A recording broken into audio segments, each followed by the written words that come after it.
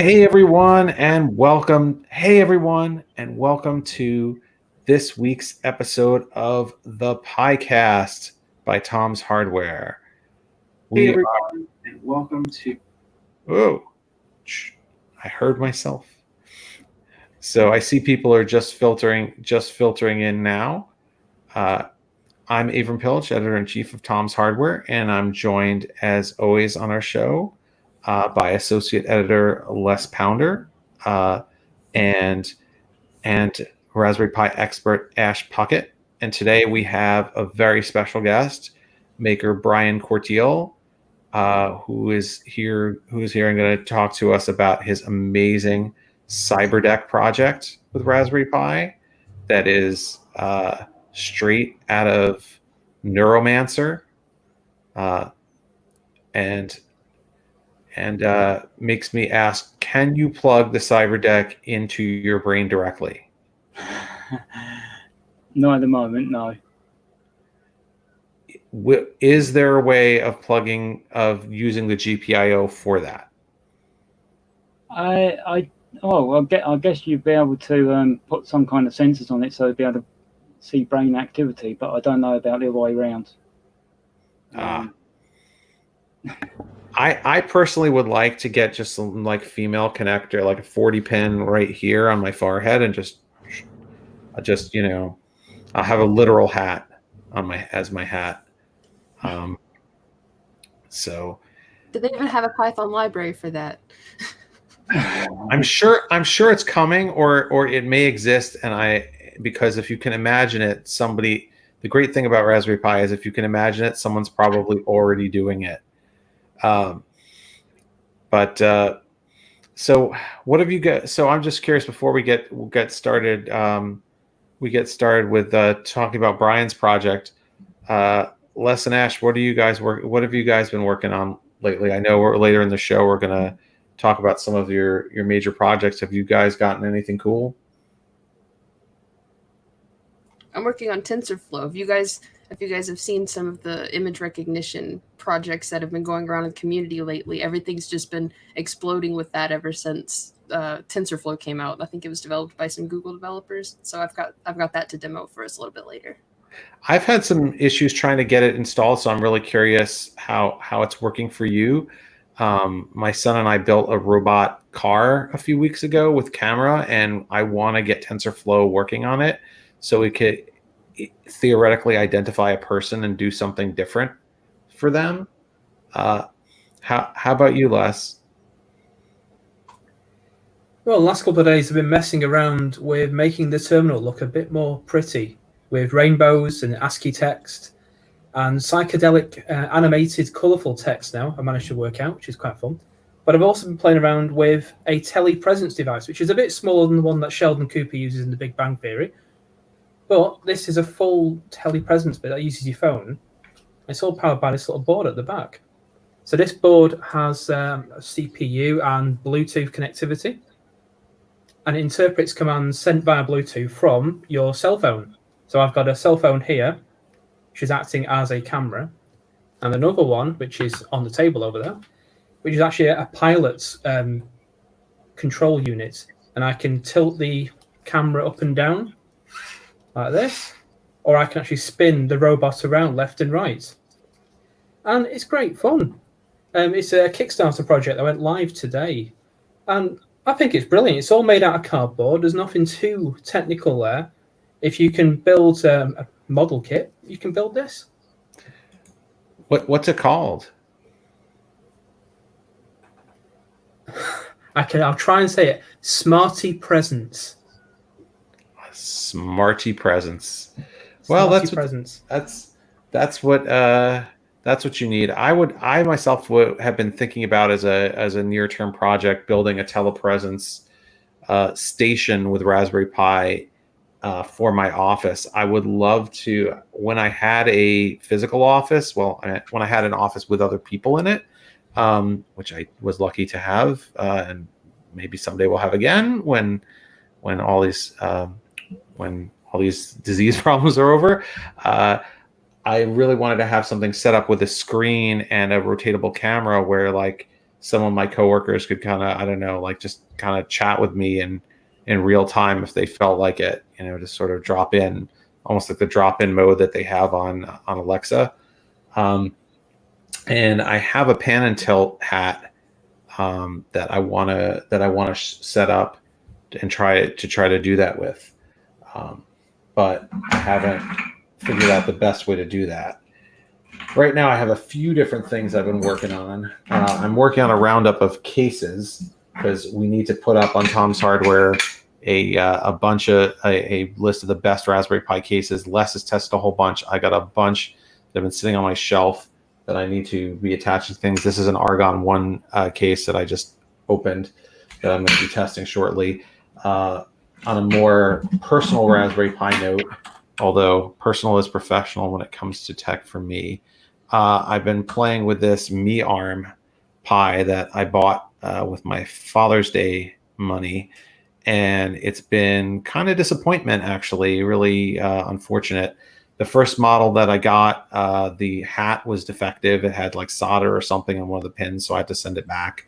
And then they sent me another one, and I can get 3 out of 4 of the degrees of freedom working, but the flimsy plastic here for like this joint like doesn't work. Like it doesn't really like stay on.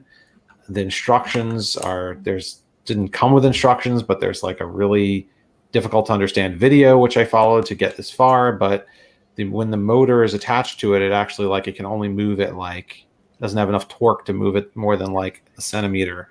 So very very frustrating because I thought this would be cool. But you know, hey, not everything can work super well. Otherwise, everything would be the best. That's why we test things.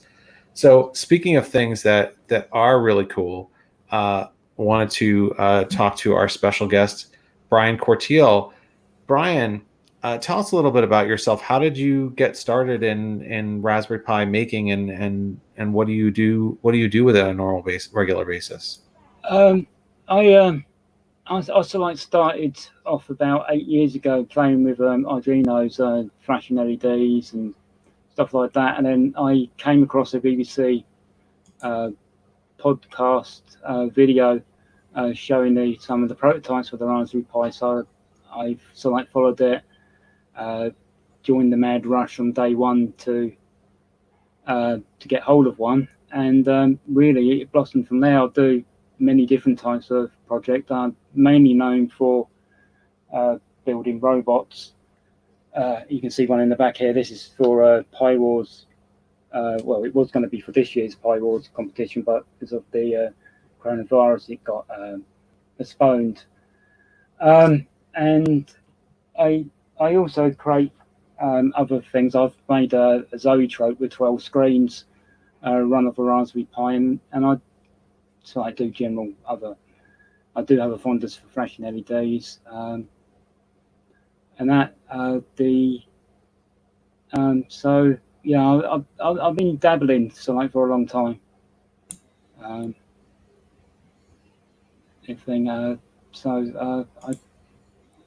don't.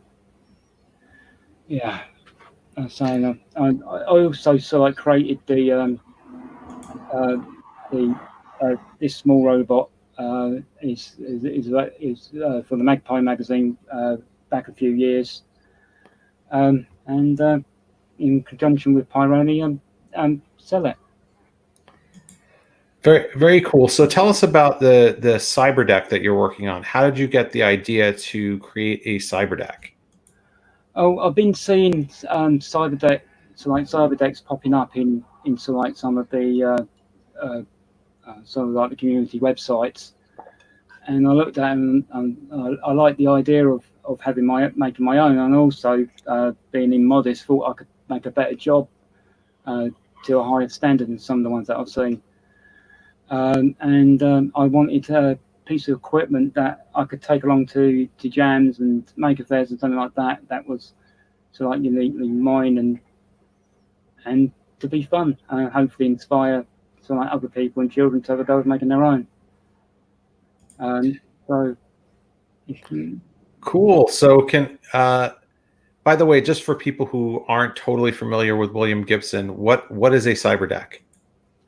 A Cyberdeck is sort of like a hacker's computer. It's sort of like they were created before, so like laptops were common, and they're sort of like made up of different pieces of kit, and they can be in sort of like many formats. That, however, so like the hacker wants to have their personal computer. So that's what I know him as. Neat. So can you show us your Cyberdeck and how it looks so far? So this is let's get it started. So this is it running. It's running to like a Unicorn HD from Pyrone. I think I'm gonna need to remove it, so I will shut it down. So I really like the Unicorn HD hat from Pimoroni. Love the RGB on that. What inspired you to use that? Is that supposed to represent something specific? It's actually I've used another one of the Pyrone products, the hacker hat, and I brought it out so I'll be able to like carry on using some electronic projects, header projects, on it. So it can be used as a workstation. I'm just waiting for it to power down so I can remove the hat. So Brian is showing us right here the deck of the Cyberdeck, if you can see, where we have a Pimoroni hacker hat, a fan. Yeah, the fan is going directly down onto the Raspberry Pi. I will remove this part. Well, I will remove the whole panel thing. The buttons on this side here. So we've got a big red button, and well, it is actually going to be free of these. These are RGB buttons, and they're all going to be software programmable, so they'll be able to do whatever I want them to do, depending on what program I'm running or background tasks. The button here is the power button, and then I've got 3 toggle switches, which they're also going to be software defined, and then 2 arrays of LEDs for status information and so forth. And then the last parts are all the breakouts for the thing, so I can run a second screen. There's a USB 3, a USB 2 ports, and an Ethernet. The Ethernet is broken out. How are you breaking those out from the Raspberry Pi? Are you doing it over GPIO? No, they're actually just conventional cable extenders. So they're plugged into the ports the same. If I get.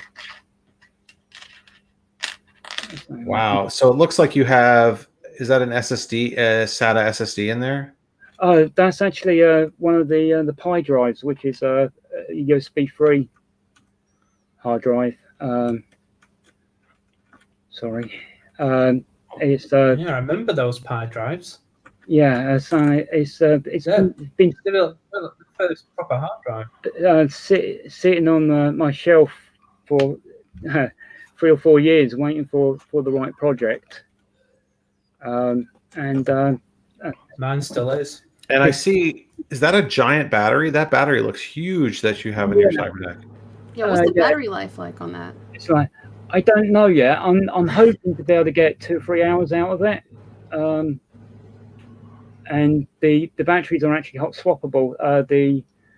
So I will remove the battery tray, and you can see underneath, because there is stuff underneath there as well. Wow, neat. So it's what capacity is the battery? It's 2,500 ampere. Yeah, milliamp hours. So, but with it being a LiPo, it's the same sort of battery that you'd use in a say like a well, I use them for robots, for drones, model aircraft, thing. So saying on this part of it, saying you got the auxiliary power here. This is a battery isolator. So when because some of the circuits there's an additional power supply to power the screens and everything under. I've got a bit of screwdriver on this. So why do you need a battery isolator? So the battery continually would be continually being drained. So it's able to isolate the battery if there's any problems. Also, it means that I can do a live swap of the battery. Oh, so that's really cool. So right, Brian, is all that chassis there, all the rails, is that 3D printed? The rails are actually aluminium. There's a beam. I'm just going to put the camera down. Sorry, I'm just removing the power plug so I can take the battery out. So the battery sits on its own tray, which are 3D printed. Nice. So is that designed by yourself? Yes. Everything in here is designed on the 3D printing. Is designed by myself.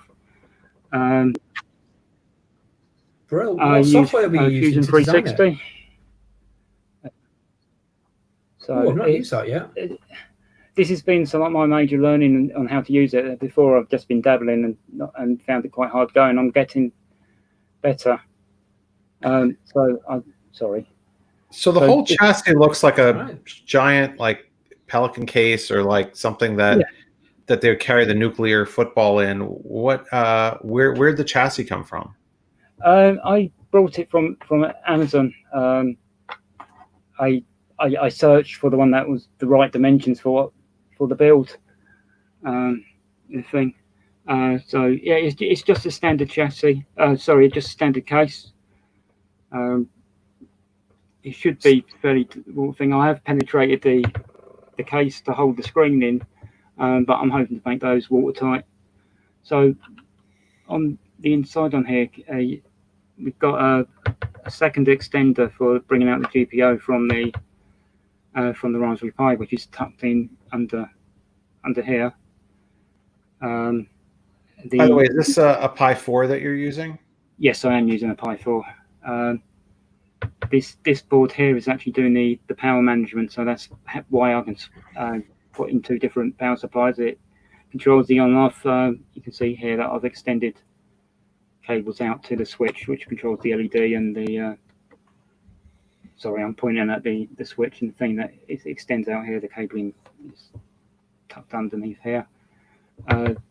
This here is a second power supply, and it powers the screen, and it also powers the hard drive. And you can see the cabling for this. And that's the.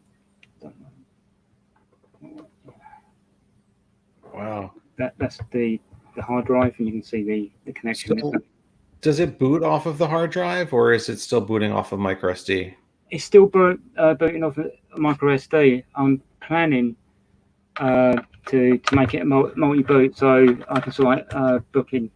I'm just removing the fan cover, so I can boot into so like different distributions, different builds of Raspberry Pi OS or Ubuntu or RetroPie or one of the media centers. I want it to be flexible, so if I go away to events, it can thing and so like go. Hopefully, when we return to EMF in 22, it will be my main system for that. Yeah, that's so impressive. So Alistair in our chat room asks, what other hats do you use with your Cyberdeck? I have a vast collection. I use many different ones. But I like the ones that are sort of like shiny lights are my favourite. And it's really I've really only had it powered up this weekend, so I'm still playing. But yeah, anything that takes my fancy, I should be able to use on it. The only thing that I've got to worry about is that I've put extra sensors on it, and I'm going to be using I/O boards for sensing the switches and stuff like that. I could get I2C clashes on addresses, but hopefully I'll be able to work around that with programming into select the second addresses or third addresses. So you have you've used so far the Pimoroni Hacker Hat, the Pimoroni Unicorn HD Hat, and what else? I've used their mini HD Unicorn Hat. Let's see. So I've also like use the blinks, which is just a row of NeoPixels. Oh yeah, I have one of those. And that, and then I don't care what anybody says. I love RGB. I know some people. I know some people on our staff who don't like RGB. I love RGB. If I could, I would just like take all my clothing and make it RGB. Same pointless flashing lights are brilliant. So use the Unicorn Hat Mini. I like this is nice and shiny. And I've tried an Adafruit, which I'm hoping to integrate into the build as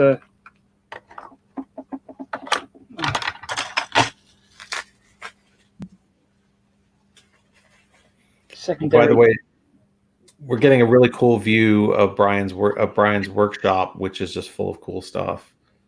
So a large OLED display from Adafruit, one of their bonnets. But I'm hoping to be able to. That's very nice. Hoping to be able to integrate this into the build, so I'll be able to supply secondary information about like the status of the batteries, what the internal temperature is of the Pi, what's the internal temperature of the case, and so forth. But I'm still got that sensor integration to do. So out of if then because the Raspberry Pi is tucked right away down in here, the SD card is unable to access. So I use an SD extender, and can. An SD extender. Wow, I have never seen that before.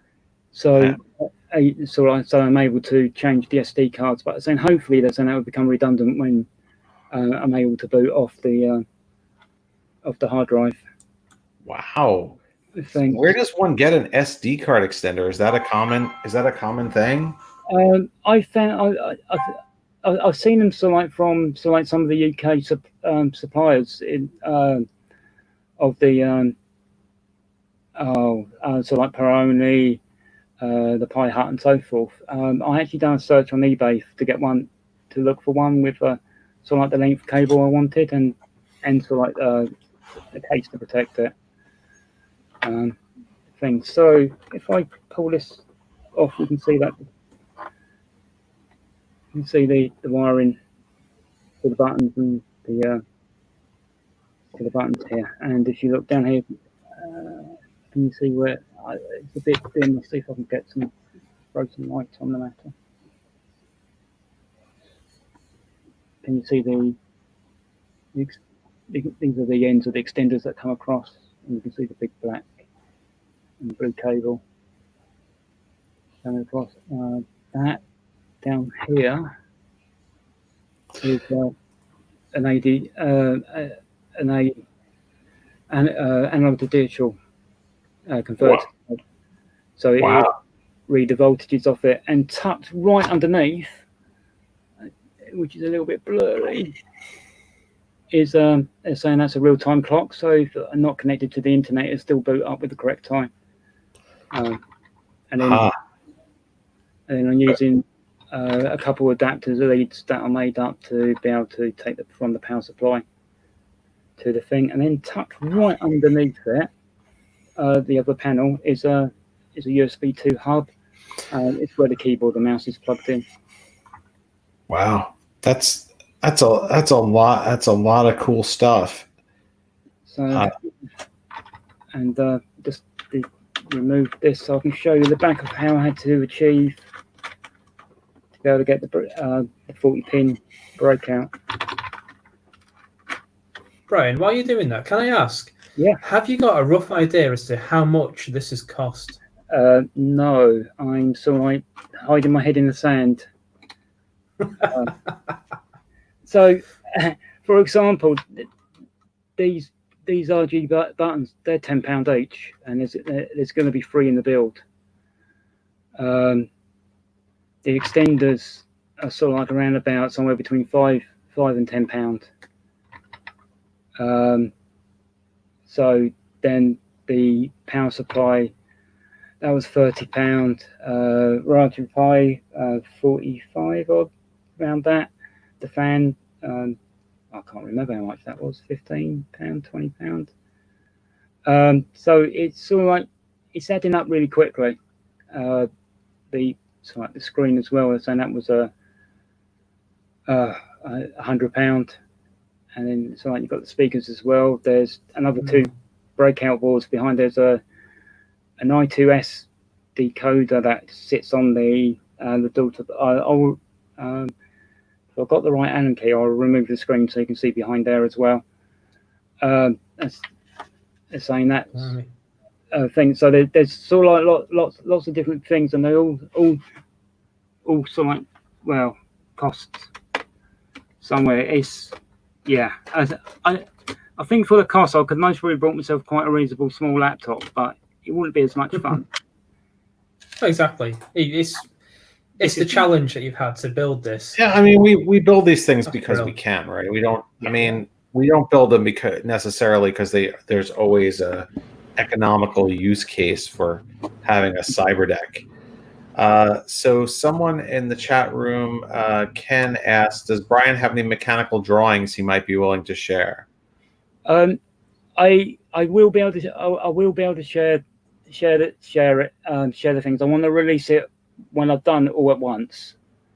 But I will be releasing the drawings and the so like schematic and stuff like that, and an equipment list. So if people want to reproduce it, they should be able to.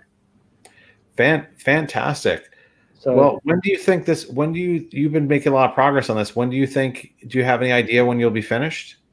I'm guessing that I'm still most probably going to have another 2 or 3 months just building it together. I want to replace the 3D printed panels with acrylic, so like a two-tone acrylic, so it can be etched through, so all the ports and all the buttons can be labelled, and I prefer the aesthetics of the thing, and I want an acrylic surround to surround the screen and the speakers, just to make it look more finished. Great thing. So I was talking about. So I found a 40-pin extender that come down to a ribbon. So I chose to use this because it's a lot more flexible than the conventional old 40 ribbon cable thing. But I had a slight problem that when I first powered it up and put the Unicorn HD on it, it was actually too much current for the ribbon. So I had to put some secondary cables to power everything. Fantastic. Well, Brian, thank you so much for showing us your Cyberdeck. This is really, really, really awesome.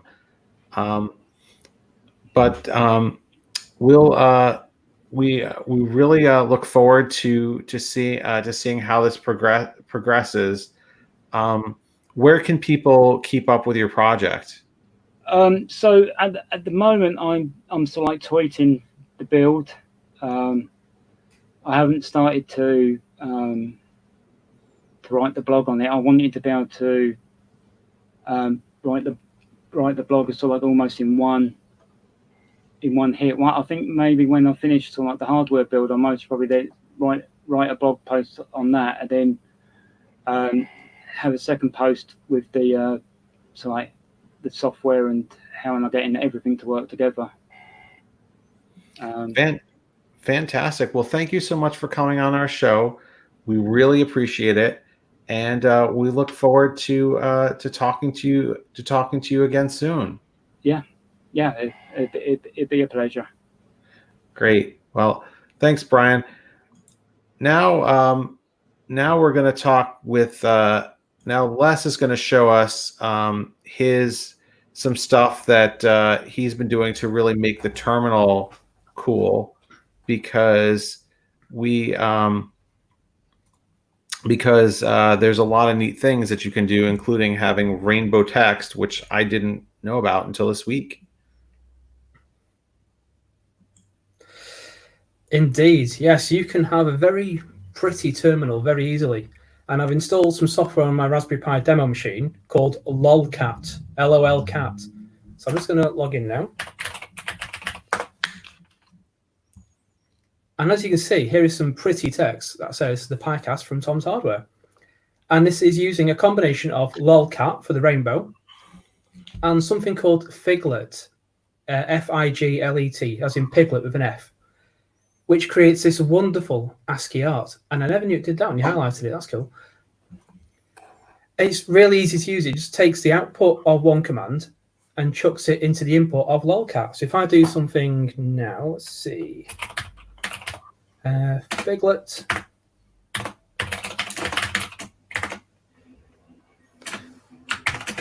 And I'm just typing in figlet hello world. Then I'm using a pipe to take the output of that command and to put it as an input for lolcat. I'm going to press enter, we get hello world. It is as simple as that. There's no magic to this whatsoever. It's just great fun. But if I want to do something a bit sillier, so I'll have some animated text. I'm just going to paste it in now. I can do color changing text. So I'm having echo. So echo episode 3 CyberPiDeck, and that goes as an output to lolcat, and then it animates with a duration of 50, which is about 3 seconds. I haven't worked out the exact timings on this yet. It's a little bit of opaque, that bit of the text, to work out in a document, but yeah, it's really easy to do. So I've edited my, that's the wrong command, nano. So I'm going to edit my bashrc, which is what runs when you log into a Pi or start up the Pi. And the last 4 lines, we'll say 5 lines because there's a comment, is figlet, do the PiCast logo in ASCII art, put it into lolcat, and then again for from, and then again for Tom's Hardware. And then the last one is that animated text. And as I say, it's super easy to do. It's just sudo apt install lolcat or sudo apt install figlet. And I put those details in the comments so people can have a go with this. But it runs on the Raspberry Pi and pretty much all Linux machines. So there's a way to make it, which we're still trying to figure out, I guess the best one, a way to make it so that you can get everything to go through lolcat without having to type a command, right? You can make all of your terminal text rainbow colored. There is a way, yes. I've noticed it does produce an error, which is intentional from lolcat's point of view. I learned this about an hour and a half ago. It turns out that the way lolcat works, the output is standard output. So if you run a command such as nano, which is a text editor, which I just used a moment ago, it will not work because it's not standard output. So it just freezes the machine and locks the machine up. I had that problem when I tried it. So that is the problem, yeah. So we need to work out a way to make this happen, because I would just love to have my entire terminal in lolcat. It would be great fun. Yeah, so we're working on a tutorial on how to do this, but on how to make it so that you can just have rainbow colors all the time without having to actually append lolcat to everything that you type. But the standard command that we found online does produce that error, so we're trying to figure out. If anybody has the answer, we're all screens. Because we're writing about that, and we'll also have up a story in the near future about a lot of cool things you can do to make your terminal look cooler. Because and by the way, one thing I found, I don't know if you found this, Les, this also works for remote terminal SSH sessions in PuTTY. So if you're not actually on your Raspberry Pi, but you're accessing your Raspberry Pi from a PC, which is how I do it almost 100% of the time. Mm-hmm. We do it that way. So Ash, you were going to show us something really cool that you figured out how to do with TensorFlow. Yeah, I've been playing around with TensorFlow, and if any of you guys watching or listening aren't familiar with TensorFlow, it's a free and open source software library that you can use on a wide variety of like machine learning kind of projects, and in this case, image recognition is what I wanted to experiment with. So I'm following, to get it up and running, I just decided to follow a tutorial that somebody else put together to, for proof of concept. So what I'm following is by EDJE Electronics on GitHub, and I can share a link to what I used to make this run for anybody who's interested. But I'm going to switch the screen over to my Raspberry Pi feed. This is my Raspberry Pi running the object detection program. And if I pick up the Pi camera and point it at myself, you should see the camera starts to detect my face and put a box around me, and it's trying to identify me as a person. If you look in the top corner here. Oh, it thinks I'm a dog for a second. There we go. It knows I'm a person now.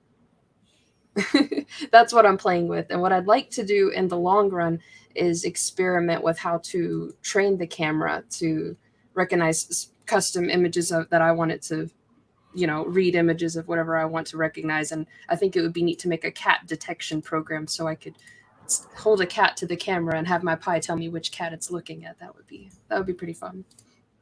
Yeah, I would love to figure out how to use. Are you doing that on a Pi 4? Actually, I'm using a 3B Plus. I had that lying around, so you don't even need a Pi 4 to get it to work.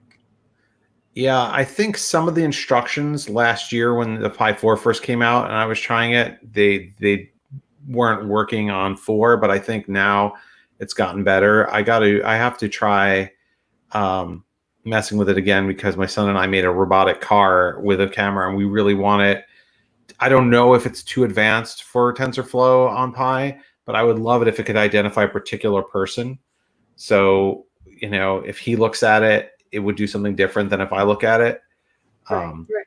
So that is something we're kind of dying to figure out because I think that would be really cool. And obviously image recognition is something that is such a key thing, but you need to have pretty decent image recognition. I don't even think the frame rate is bad. I mean, you were getting 1.3 for those not watching on video. Ash was getting 1.3 FPS in the image detection program. So that's really not bad if all you want to do is recognize somebody's face or recognize an object. That rate of recognition isn't bad.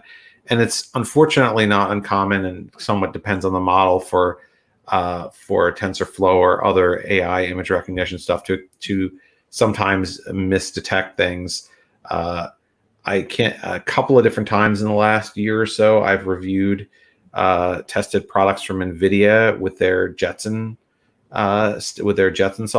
Jetson line, and I've had it fed it images and had it give me all kinds of funny, crazy answers.